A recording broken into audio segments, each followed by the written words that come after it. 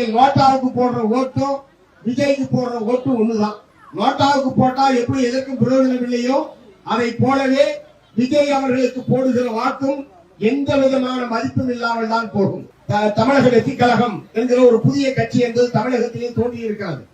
அவர் சொல்லுகிறார் எனக்கும் திமுகவுக்கு தான் போட்டின்னு சொல்லி. திமுக 20க்கும் மேற்பட்ட கட்சிகளை இணைத்து ஒரு மாபெரும் கூட்டணியை அமைத்திருக்கிறார். அவர் தன்னந்தனியாக நின்று கொண்டிருக்கிறார்.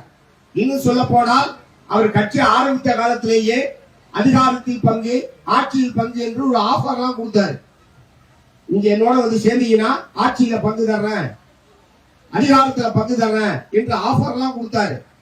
விஜய் ஆஃபர் கொடுத்ததற்கு பிறகும் சிறிய கட்சிகள் கூட அவரோடு யாருமே இதுவரை செல்லவில்லை. ஏன் யாருமே செல்லவில்லை?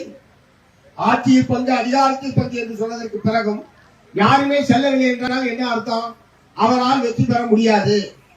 அவர் முதல்ல வெற்றி பெற்றதானே மற்றவனுக்கு பங்கு தர்றதுக்கு. அதே வெற்றி பெறுவாரா இல்லையா என்று இருக்கிற நிலையில் மற்றவனுக்கு எப்படி பங்கு தருவாரு? அதை நம்பி எப்படி மற்றவர்கள் செல்வார்கள்? ஆகவேதான் விஜய் அவர்களை நம்பி யாருமே செல்லவில்லை. ஆகவே விஜய் செய்கிற வேலையெல்லாம் வாக்குகளை பிரிப்பது என்பதை தவிர அந்த கட்சியால் தமிழ்நாட்டில் இந்த தேர்தலில் ஒரு இடத்தில் கூட வெற்றி பெற முடியாது என்பதை தமிழ்நாட்டு மக்களுடைய கவனத்துக்கு நான் கொண்டு வர விரும்புகிறேன். ஆகவே நீங்கள் நோட்டாவுக்கு போடுற ஓட்டும் விஜய்க்கு போடுற ஓட்டும் ஒண்ணுதான். நோட்டாவுக்கு போட்டா எப்படி எதற்கும் பிரயோஜனம் இல்லையோ அதை போலவே விஜய் அவர்களுக்கு போடுகிற வாக்கும் எந்த விதமான மதிப்பும் இல்லாமல் தான் போகும். தமிழ்நாட்டில் 2 அணிகளுக்கு இடையிலேதான் போட்டி. ஒன்று திமுக தலைமையிலான மதச்சார்பற்ற முற்போக்கு கூட்டணி, மற்றொன்று பிஜேபி அதிமுக கூட்டணி. இது 2 தான் இன்றைக்கு தமிழகத்திலே தேர்தல் காலத்திலே நின்று கொண்டிருக்கிறது. இந்த 2 அணிக்கு இடையிலே தான் போட்டி என்பது நடைபெற்றுக் கொண்டிருக்கிறது.